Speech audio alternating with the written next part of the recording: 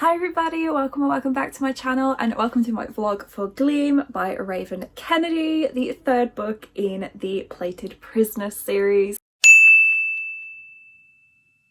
I am so excited to read this book. It has been a hot minute since I finished Glint, but I'm finally carrying on with the series with Gleam. Before we get into the video, please be aware that there will be major spoilers throughout. These vlogs I've been doing have been full spoilers on my thoughts and theories about what is going to happen in the series. So if you haven't read Gleam yet, or you haven't read any of the books in the series at all, I suggest going away, reading the books and coming back to this video at a later point so we can discuss the book together. So yeah, I'm really excited to get to Gleam. I've left it because I had to read Kingdom of Ash, finish that series off. So to be honest, Kingdom of Ash did actually put me in a bit of a reading slump, so I've not really been in the mood for fantasy, but I have recently edited the vlog for the previous book in the series, so it's kind of helped me refresh what happened in the book and has also made me a little bit more excited to get to this one.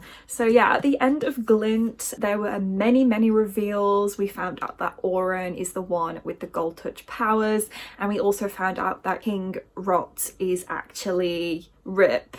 So I don't really know like where the series is going to go from this point. I have heard that this is the book where the series gets really good, and I feel like now the reader is sort of in the same place as Auron. We kind of know a lot of the things that Auron has now revealed to us, so I feel like it's just gonna get really good. This has been like a new favorite series of mine, so I'm very excited to carry on with this book and find out what's gonna happen. Literally the end of Glint, I think Auron was breaking out of that cage that Midas had put her in, and Ravenger revealed himself. I really wonder what's gonna happen next. I feel like we're probably going to continue on maybe immediately after what has happened. Like, that was such a cliffhanger, there's surely no way there could be a little bit of a time skip. But I'm very curious to find out how Auron is going to get away from Midas, if Ravenger's going to help her to escape, if she's going to end up going to Fourth Kingdom. I have read the blurb and the tagline at the very end is, "One thing is for sure, I won't be caught in a cage again. No, this time it'll be me setting the trap." So I'm very excited to see this character growth from Auron. I'm really hoping that she's going to finally kind of wake up and stop pining after Midas, and she will finally see him in his true colours, and yeah, we're gonna see some more badass Auron. So I'm very excited to get to it. I am planning to start it a little bit later today. I do have to go to work this afternoon, but it's my weird day where I work 2 till 5, and because of the way that my train times work and getting to the library where I work, I leave a bit early and I will sit in a cafe for a bit and read. So I think I'm gonna head into town. I'm gonna grab some lunch because it's a really nice day. It's the middle of June. We're having a heat wave in the UK at the moment, so I think I might go and grab something from Greg's and then sit in the park or something and read there. Hopefully there will be a bench where I can sit down and read. But yeah, I'm really looking forward to starting this. I'm not looking forward to lugging it around with me when I'm out and about because it is a much longer book than the others, but that was the price I had to pay for these gorgeous editions. But yeah, I'm really excited to get to the book, and I really hope you enjoy watching the vlog.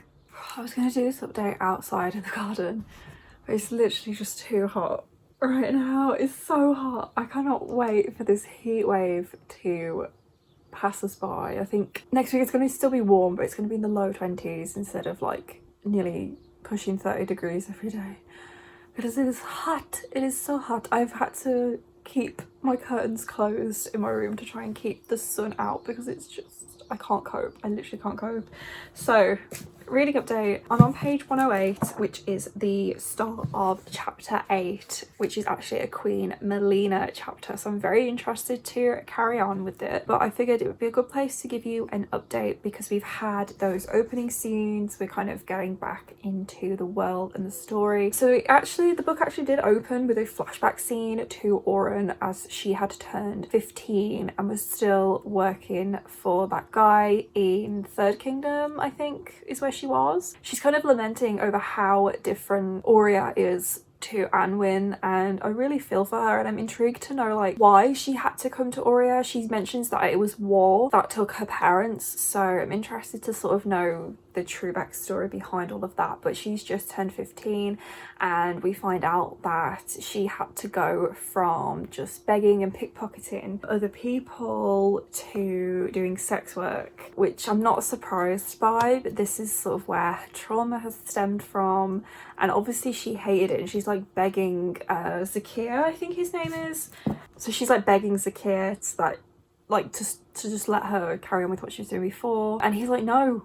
A lot of people, you're in very high demand, a lot of people want you, because obviously she's gold. And there keeps being mention of how her back like tingles, twitches, she's like getting loads of feeling in it, and it's obviously her ribbons threatening to sort of come out. I remember in one of the previous books how she said that her ribbons appeared, I think it was around the same time she met Midas, probably a little bit before, but I'm guessing that will combine with the manifestation of her power. There's been a few discussions about when her power manifested, and there was like gold dripping from her and everything. So I'm interested to know exactly what happened, and I feel like it's going to relate to perhaps one of her clients getting turned to gold as her powers manifested. There's been a lot of discussion in these first like opening scenes about Oren's powers, and obviously it's still a bit of a mystery because we've only just had it revealed that Oren's the one with the gold powers, and I'm interested to know more about exactly how they work, because she wears gloves and covers up her skin as much as possible so that people don't touch her and then get turned to gold. And she said that if anybody touches her, like even like brushes against her arm, they will just straight up be turned to gold. And she was saying how it's strange that animals and people get turned to solid gold, whereas objects, things like curtains, like they just have a gold appearance but they still keep the same texture and properties. So I'm very interested kind of the difference, like why that is.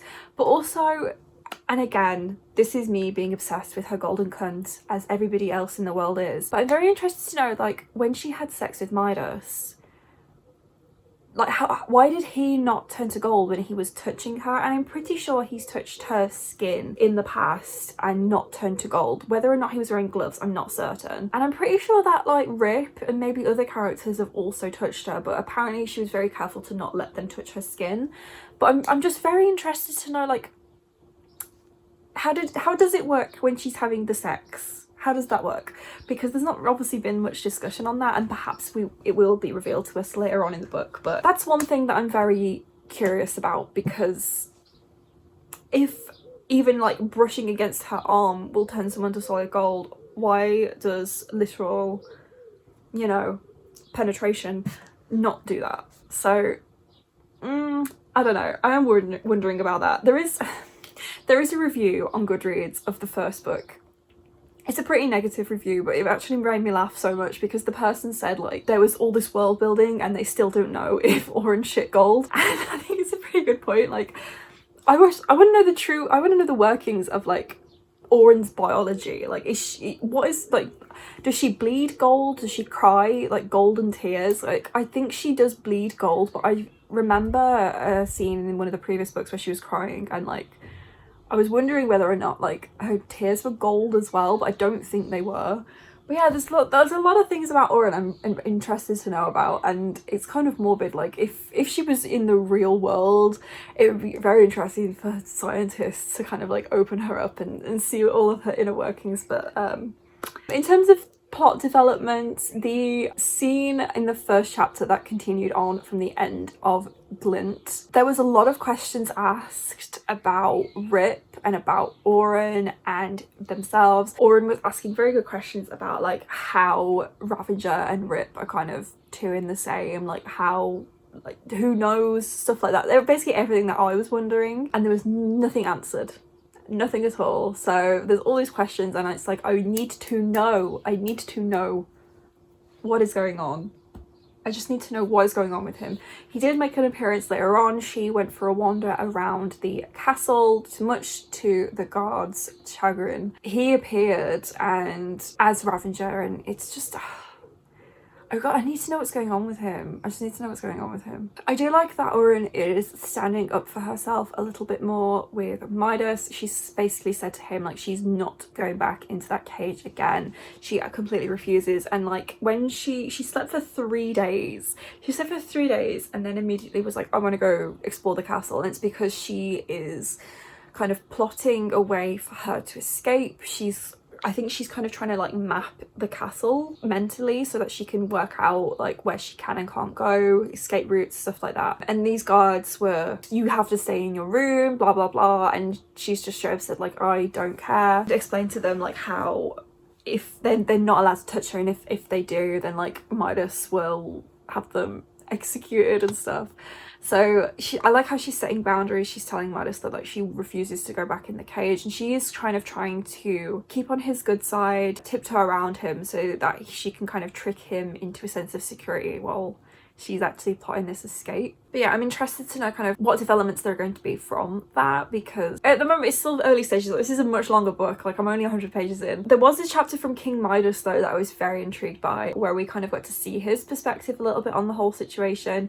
He's very, very pissed. He's not happy. He is like, what have Fourth Kingdom done to her? Like, what is going on with her? She's gone crazy. The main plot point in like that chapter from him was him finding out that one of the saddles is pregnant, and he was like, that's impossible, like, it can't be mine, what am I going to do with a bastard? And we also found out a little bit of his backstory as well, and like where Midas has come from. I feel like there's going to be a lot of backstory reveals in this book, because we had a little bit from Oren and her past, and now Midas as well. He was actually a bastard son. His mum abandoned him, and he was raised by a drunk father, and so it's interesting to see like how he's literally come from the bottom and now he's a king. But obviously it was all thanks to Oren that he's able to get to where he is now. But yeah, he found out about this bastard child that he's gonna have, but he was saying how he just needs an heir, and he was like, I knew that Melina was the barren one, and it's like, dude, come on.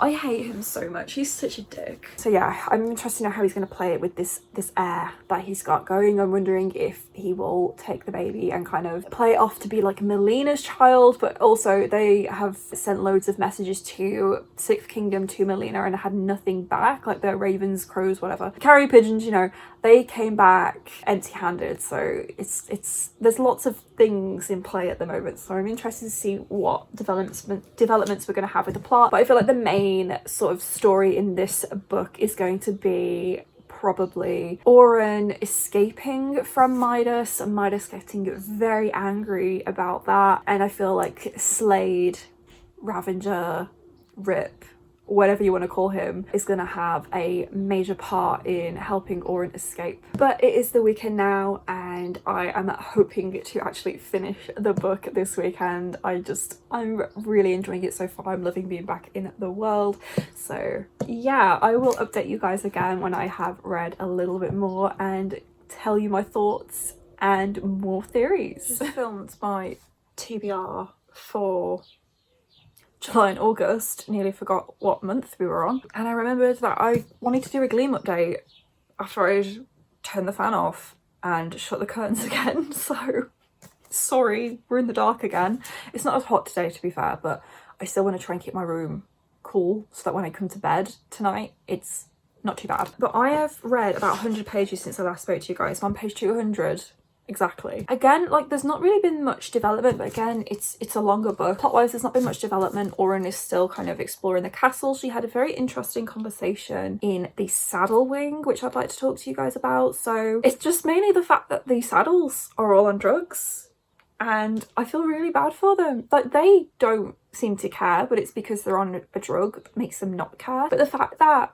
the previous king of Fifth, like, he just had them all on drugs because obviously he was so revolting, they probably would have completely refused him if it was a choice. But yeah, now Midas's saddles are all on drugs. Rissa is the only sensible one, and she and Oren, well, Oren has made kind of like a plot with her, I guess. Rissa didn't really have much say in it, to escape together. Rissa doesn't seem very happy about it, which I'm not surprised by. It makes a lot more sense now how Oren is going to get this gold to Rissa, because obviously now we know that Oren is the one with the power. I'm interested to see kind of how they're going to work together. I think Rissa's a very interesting character. There's something about her that also reminds me of Akatar, maybe like Nesta she reminds me a bit of. I don't know. Maybe it's the grumpiness that just makes me think of Nesta, but I'm interested in her as a character. They're going to escape together. Oren is obviously going to get her the money. It's just a case of like how, and I understand kind of like how Oren has managed, like Oren does not reveal anything to the reader. Like the fact that she was so desperate to get into the library, and I thought it was quite funny how she was saying like, oh, I found the romance books, but actually what she is looking for is blueprints of the castle and the city, so she knows where to go when she escapes and how to escape and little routes and stuff. So she's very, very clever. I love her. I just love Oren. I love as well she has so much more confidence and backbone, like the way she's speaking to the guards when like she snuck out of her room, and Schofield, very unfortunate name in today's climate, but Schofield, she was being really kind of back chatty to, saying how like he was like, I was calling you and you weren't answering, so I thought you must have escaped. And she says, well, I could have been sleeping. And he's like, well, obviously you weren't. You've got out of your room. And she's like, yeah, but did you think that I could be asleep? He was saying how the other guards were saying like, she's probably just ignoring you. And she's like, yeah, you should have listened to them. And he's like, but obviously I was right. And she's like, yeah, and it's just the way she gaslights him, like it's so funny. I really love the relationship Oren has with all the various different guards that she meets, like the relationship she had with her friend Sale, and then her friendship with Digby. And we found out that Digby is not dead, that he is being held captive by Midas as blackmail to Oren to kind of get Oren to behave. He's awful. Midas is just awful. I feel like something bad is probably going to happen to Schofield now, because Oren is developing a bit of a friendly banter with him. It never ends well. It just never ends well. I feel like the only other major development, actually, I just remembered another major development. So there's two more major developments for me to talk to you guys about. The first one being Prince Niven, who is the son of the previous King of Fifth. I literally cannot remember the man's name. I don't care. He was a minor character anyway. But Prince Niven, he was apparently unwell, and he met Midas outside his room. Midas was escorting Oren back to her chambers after Oren had been turning things to gold in the castle. The fact that she's exhausted after these 4 days, like Midas just he has no remorse. Niven and Midas were having a very interesting conversation, kind of just about Niven's like power. Like he's a very snotty, bratty kid. I mean, he's clearly his father's son. I feel like he is going to put up much more of a fight than Midas expected when it comes to being essentially kicked off the throne. And I feel like the only way this is going to end is with Midas orchestrating Niven to die, which I can see happening, because other plot point development, Midas has sent an assassin to go and kill his wife because she refuses to comply with his request to claim his bastard child as her own. So that's interesting. Yeah, and we found out that one of the kind of he's not a guard, but I think he's like an ex-soldier or something in Fifth's army, has a power to kind of turn into a bit of a wraith. So he was make a very, very good assassin, and Midas is saying like, this man is wasted in the job he's doing. Like the old king should have utilized him more as a spy assassin. Kind of gives me Azrael vibes with the kind of power he's got. But yeah, so he's asked him to go to, I think his name is Hood. Midas has asked him to go back to Sixth to assassinate the queen. It's all kicking off. It is all kicking off. I think where I left off, Oren was reunited with Rip. He was helping her back to her room because she's so exhausted she can't make it up the stairs, and he kind of just appeared. And the guards that were meant to be escorting her, he gave a good telling off to, because he appeared. He's meant to be kind of like the enemy. And he made a really good point that like, I'm the enemy and you are backing up. Like, you should be there to protect her, not backing up in the face of danger. Yeah, so I think he's escorting her back to her room, and I feel like there is going to be a bit of a development there with their relationship, perhaps. I still don't know how Ravenger Rip is like two people in one, but I'm interested to find out what's going to happen there, and I really hope that we find out soon. But that's kind of where I'm up to in the book so far. I'm actually going to take a little bit of a break from it today just to read volume 4 of Lore Olympus, which came out, I think it was earlier this week it arrived, but I've been wanting to read that all week and I haven't really had the time to sit down and just read it. So I'm planning to read that this afternoon. I'm going to get some lunch and then I will carry on with reading Gleam for the rest of the weekend. I really like the first kind of scene with Rip, and he said, "My own good was stuck on a pirate ship with an aura like a beacon that flared across the barrens. My own good was cowering before men who were nothing in comparison to her. My own good hated me, fought me, argued with me, but I didn't care because I watched her slowly come out of her shell, peeling back one layer at a time, and it was stunning. I got one touch, one taste, and if it was an act of selfishness, then you should know it certainly wasn't one-sided, Oren." And then he says, "I'm saying you are my own good, and for you I gave you a choice, but you chose him." And he's saying to her then, like, is it still the same? Like, is it still true? Rip says, "You will always choose him, that's what you told me. Is it still true?" She's like, "I can't answer that." Why, Oren? Why? His words seem simple, but he's asking for everything. If I give in, if I speak out, there will be no going back. It will start a war. If Oren gives herself to him, it will start a war across countries. Okay, maybe there is developments. I don't choose him, not anymore. I'm choosing me. Yeah, so she doesn't choose Midas. She's choosing herself.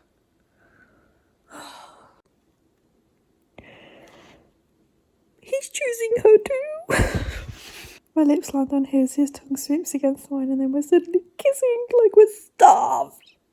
We kiss like two stars colliding, our heat flaring with the threat to burn, while the cold will around us fades in our light. We kiss like we need the taste of one another or we'll never be able to emerge from the dark. Oh my god. I believe it's actually raining. So what a change. What a change. Anyway, a little bit of a reading update for you guys. I'm now on page 303, which is the start of chapter 23. In the last like 100 or so pages, the only sort of major development is the dinner with the Queen of Third Kingdom, Kayla, her brother, his partner, and everything that occurred there.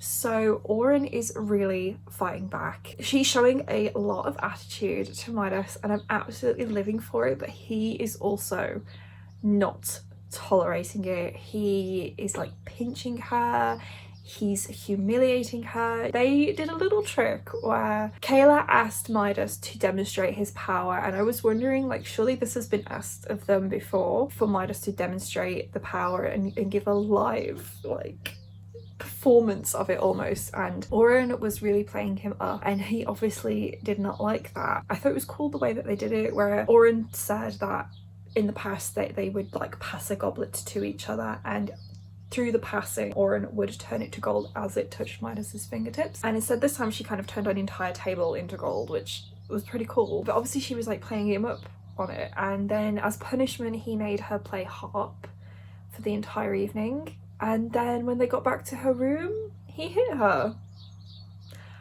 I hate Midas so much. I hate him so much. He's an awful, awful person, and I really wonder like how things are going to end for him, because the way I see this series ending is with Oren being with Slade and Midas being left in the dirt. So I really want to know kind of what's going to happen to Midas, because there is absolutely no way, like when Oren is able to get away from him, there is no way he's going to be able to keep control of his kingship because he doesn't have any powers. There was a little bit of a kiss between Rip and Oren. I really don't know what to call him, like Rip, Ravager, Slade. I really don't like calling him Slade. I think it's such a stupid name, I'm sorry. He's kind of shown Oren that he is the same person no matter what form he's in, and she understands that now. And I still want to know how he has this body double. During the dinner, the body double was forced to carry Oren to her harp because Midas is really, really not happy about Rip carrying Oren upstairs to her room.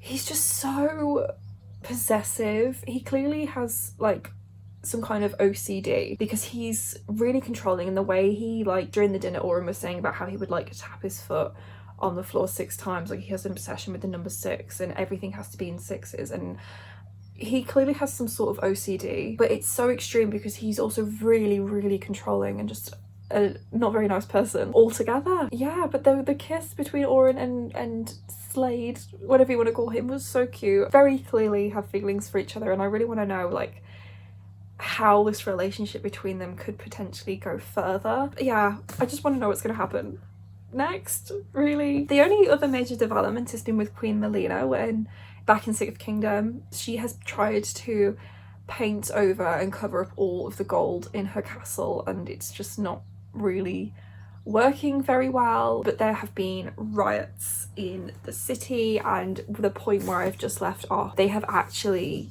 breached the city walls and are now sacking the city. The people have revolted, so I don't know if there's going to be a kingdom left for Midas to return to. Everything's just going wrong. Melina is escaping to a safe house. The guy who showed her that map is with her, I think. I thought he was going to be much more of a minor character than he is seeming to be, but it was interesting how the person who delivered the like letter to Melina from Midas about claiming his bastard as his own is the one that has perpetrated these riots to happen. So I really don't see things going well for Melina. It is very Cersei Lannister, as I've said in the past, but I don't see it ending well for her. Midas is thinking about a allyship with Queen Kayla to unite their kingdoms and potentially get an heir from her, which I guess could solidify his ability to stay on the throne if that was to occur. But I feel like she's way too smart for that. I absolutely love her. I love her brother and his husband as well. Like, I just love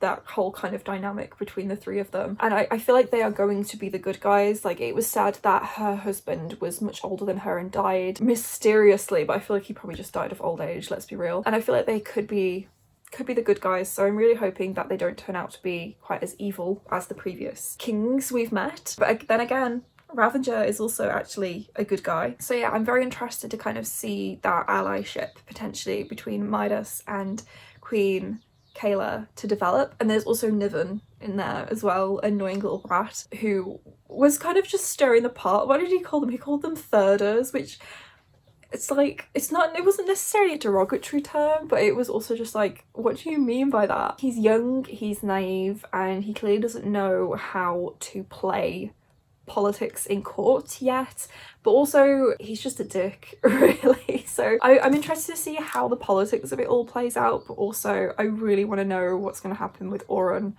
and Rip further on. Like, I feel like as soon as Rip finds out that Midas has hit Oren, he's gonna lose his shit and it's all gonna spiral from there. But yeah, I haven't had the chance to do any reading today. I read so much yesterday. I did read Lore Olympus Volume 4 and I've obviously read quite a lot of this. It's like thrown my Storygraph reading journal like completely off the charts. But I haven't had the chance to do any reading yet today. I impromptu decided to edit my TBR video for the next 2 months and I'm really happy with the way it's turned out. So it's nearly ready to go up, but it's not even going to go up for like a week yet, so I've got plenty of time to do that. But I just had a lot of fun editing that today. But yeah, I'm hoping to do some reading later and through this evening as well. I do still want to try and finish the book before like the end of the weekend, but this is how much I've got left, so I still have quite a bit to go, but there's no rush. There is no rush. I don't really have any predictions yet as to kind of how things might end up playing out. I just have a lot of questions and I'm still waiting on those answers. Slade and Oren have just had a very interesting conversation about killing Midas, and Slade has said to her that he will straight up just kill Midas if she asks him to. Damn the consequences, he does not care. Like, the war it would cause, he's like, I will do it if you ask me to do it.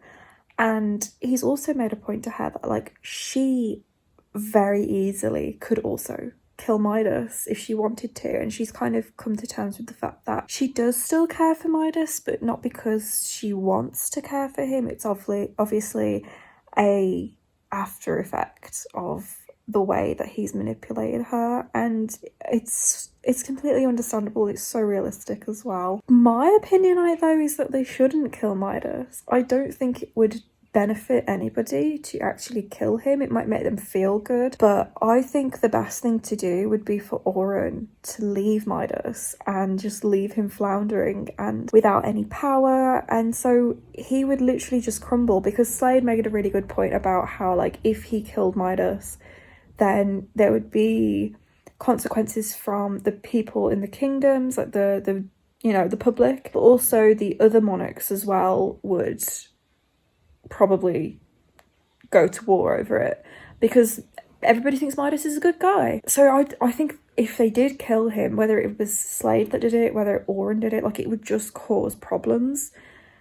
But if Oren just leaves him like she's told Slade that she wants to do, Midas is then on his own. He loses his only grip he will have on the throne. He has no way to create more gold. He has no power. He loses everything if Oren leaves him. And it goes back to this conversation they had over the dinner table where Midas was saying that he'd, like, built everything himself and he'd done it all himself, and Oren was so pissed because she has to put him on this throne. She literally said, like, she'd given him a queen, a kingdom, a throne, blah blah blah. Like, she has done everything for him. So if she just leaves him, don't kill him, just leave him, he will crumble. He will crumble. So I really hope that, like, she will leave him and that'll be it. But I feel like if she leaves him but ends up going to Slade and staying in Fourth Kingdom, it would be a very similar situation to Akatar, where, like, Tamlin rose up against Rhys. I think Midas would then want to go to war with Slade over Oren, thinking that Slade had, like, kidnapped her or something and it wasn't of her own free will. So it's very tricky, but I'm very excited to find out what's going to happen. It has been a minute since I've done an update because I finished the book. I just kept forgetting to do a little update, and then I had maybe, like, the last 200 pages to read, and I finished it last week. And I've only just really gotten around to sitting down in front of my camera to talk to you guys, but I loved it. Of course, I rated it 5 stars, compiled it, and yeah, I love it. It was so good. It was so good. Obviously, a lot has happened since I last gave you an update, because there was literally, like, the last 200 pages of the book, I think. Maybe a bit more than that. But I loved it. It was just really good, and I really need to read Glow, but I'm gonna wait to get to Glow because obviously the final book doesn't come out till December, and I feel like the cliffhanger at the end of Glow is probably going to be worse than the cliffhanger at the end of this one. First things first, the smut. That was hands down the best smut I have ever read in my life. It was so good. The tension was amazing. I loved it. Beautiful. It has taken so long to get to this point with Oren and Slade, but it was worth the wait. The fact that it was, like, basically 2 chapters worth of smut was beautiful. I loved it. And it was so funny the way that Oren's ribbons were just, like, all over him and couldn't get enough.